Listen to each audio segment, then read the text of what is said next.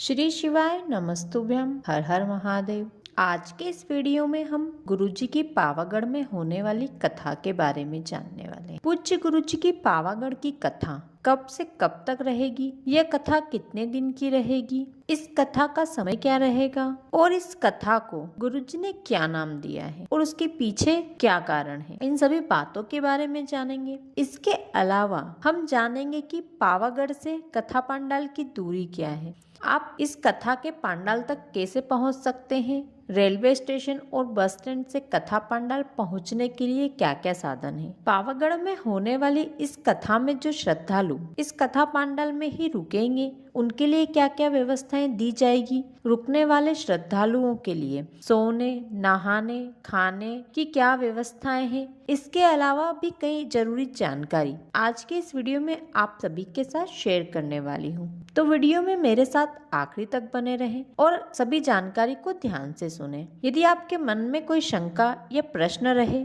तो आप मुझे कमेंट करके पूछ सकते हैं। मैं आपके कमेंट का जवाब देने की पूरी कोशिश करूंगी और आपके सभी सवालों का समाधान करने की कोशिश करूंगी। वीडियो शुरू करने से पहले यदि आपने मेरे चैनल को अभी तक सब्सक्राइब नहीं किया है तो तुरंत सब्सक्राइब कर लें और बेल आइकन को प्रेस कर लें।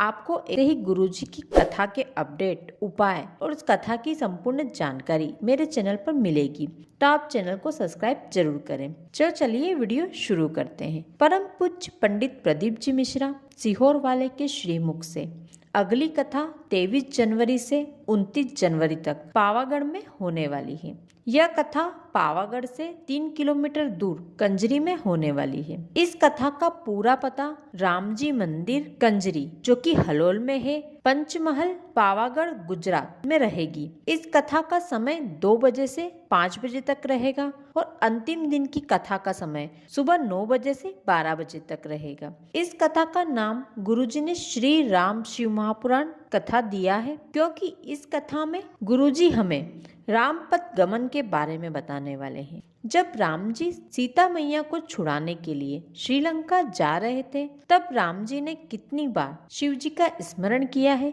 कितनी बार शिव जी की पूजा की है, कितने शिवलिंग की स्थापना की है, इन सभी बातों के बारे में गुरुजी हम सभी को इस कथा के माध्यम से बताने वाले हैं। तो गुरुजी ने सभी से निवेदन किया है कि सभी इस शिव महापुराण कथा को अवश्य सुने। अपने जीवन में सभी को मौका मिला है तो इस कथा को जरूर सुनना चाहिए। यदि आप पावागढ़ में रहते हैं या आसपास रहते हैं, आपको कथा पांडाल में जाकर कथा को अवश्य सुनना चाहिए। यदि आप पूरे 7 दिन तक कथा सुनने पांडाल में नहीं जा सकते हैं तो आप केवल एक दिन जाकर कथा सुने। यदि आप दिन में एक भी दिन नहीं जा सकते हैं तो शाम को जो भक्त रुकते हैं, भजन कीर्तन करते हैं, उनका दर्शन आपको अवश्य अपने जीवन काल में एक बार कर आना चाहिए। वह सभी शिव भक्त होते हैं, उनके दर्शन मात्र से ही आपको शिव महापुराण कथा सुनने का फल प्राप्त हो जाता है।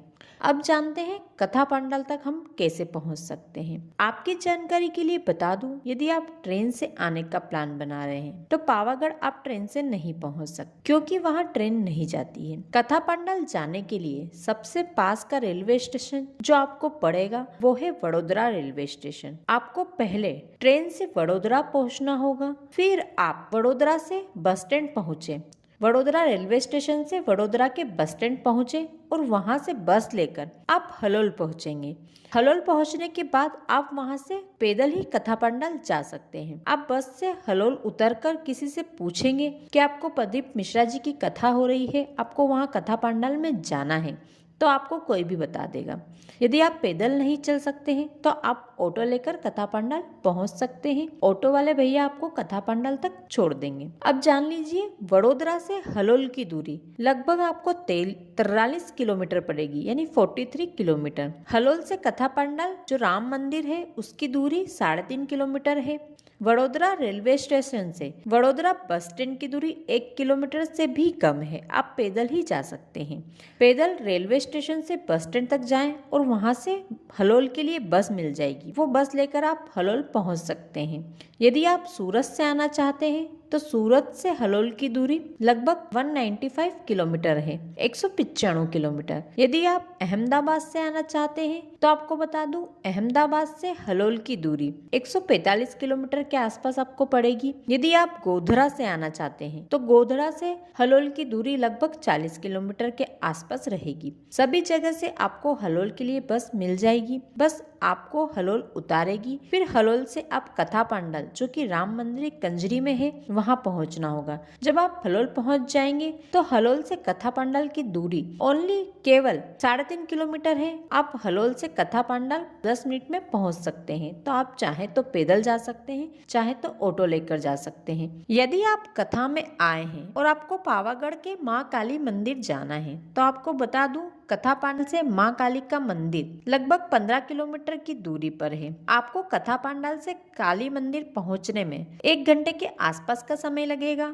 हलोल से पावागढ़ जाने के लिए आपको बस मिल जाएगी। जब आप पावागढ़ घूमकर माँ के दर्शन कर लें, फिर से बस लेकर आप कथा पांडाल पहुंच सकते हैं। तो ये तो बात थी कि हम कथा पांडाल कैसे पहुंचे। जब आप कथा पांडाल पहुंच जाएंगे और वहां रुकने के लिए, सोने के लिए, खाने के लिए क्या क्या व्यवस्थाएं हैं वो जान लीजिए। पूज्य गुरु जी की हर कथा को सुनने के लिए बाहर से बड़ी संख्या में श्रद्धालु आते हैं। ये तो हम सभी जानते हैं, लाखों की संख्या में पब्लिक आती है, बहुत लोग आते हैं। इसलिए उनके भोजन की व्यवस्था, रुकने की, सोने की, नहाने की पूरी सुविधा उपलब्ध कराने के लिए जो आयोजन समिति है वो व्यवस्था करती है। रुकने वाले श्रद्धालुओं के लिए सुबह का चाय, नाश्ता, दोपहर का खाना और शाम के खाने की पूरी व्यवस्था की गई है। उनके सोने के लिए भी व्यवस्था है, उनके नहाने और शौच के लिए भी पूरी व्यवस्थाएं की गई है। इस कथा पंडाल में पार्किंग की व्यवस्था की गई है ताकि जो भी अपने अपने वाहनों से आए, अपने वाहन वहां पार्क कर दे ताकि अव्यवस्था की कोई स्थिति ना बने। यदि कोई परेशानी ना हो, आपको कथा पंडाल से कुछ ही दूरी पर पार्किंग मिल जाएगी। जैसे जैसे जो रूट है उधर से आने वालों के लिए आधा किलोमीटर पहले ही, कथा पंडाल से आधा किलोमीटर पहले ही उन सभी को वहीं पार्किंग मिल जाएगी, जहां पर अपने वाहन उनको खड़े कर पैदल कथा पंडाल आना होगा। अब बात करते हैं कथा पंडाल में बाहर से आने वाले श्रद्धालुओं के लिए सोने के लिए इसी कथा के पंडाल में व्यवस्थाएं की गई है। शौच के लिए और नहाने के लिए 150 से 200 शौचालय और बाथरूम की व्यवस्था की गई है, जिसमें रुकने वाले श्रद्धालुओं के शौच की और नहाने की व्यवस्था रहेगी। कथा के पंडाल में 20 LED और साउंड सिस्टम की व्यवस्थाएं हैं ताकि जो पीछे बैठेंगे उनको देखने में और सुनने में कोई परेशानी न हो। पूज्य गुरु जी की किसी भी कथा में अब VIP पास की कोई व्यवस्था नहीं रहती है। सभी श्रद्धालु एक समान रूप से कथा को सुनते हैं, इसलिए किसी भी कथा में आपको VIP पास की व्यवस्था नहीं मिलेगी। सभी सुविधाओं के साथ श्रद्धालुओं की सेहत का भी पूरा ध्यान कथा के दौरान रखा जाता है। इसके लिए कथा स्थल पर डॉक्टर और उनकी टीम के साथ एक एम्बुलेंस भी मौजूद रहती है। आयोजन समिति बताती है कि कथा सुनने आने वाले श्रद्धालुओं को किसी भी प्रकार की परेशानी न हो, इस बात का वे पूरा ध्यान रखते हैं। तो दोस्तों, ये थी पावागढ़ की कथा जो गुरुजी की होने वाली है, उससे जुड़ी सभी जानकारियां। यदि इसके अलावा भी आपके मन में कोई प्रश्न है, कोई शंका है जो आप जानना चाहते हैं तो मुझे कमेंट करके पूछ सकते हैं। आशा करती हूँ पूज्य गुरुजी की पावागढ़ की होने वाली कथा को लेकर आपके मन में उठ रहे सभी प्रश्नों का उत्तर आपको अभी तक मिल चुका होगा।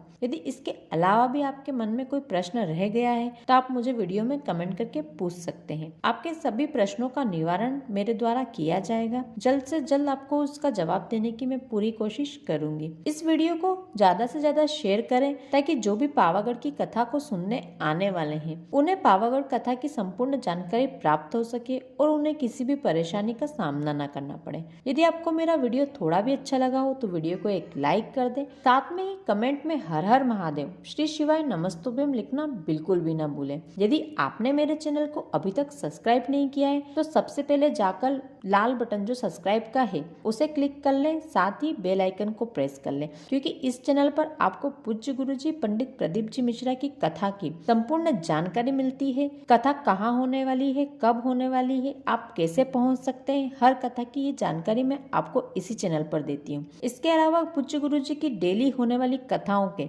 जो नए उपाय गुरुजी बताते हैं वो भी मैं अपने इस चैनल पर आपको बताती हूँ। धन्यवाद।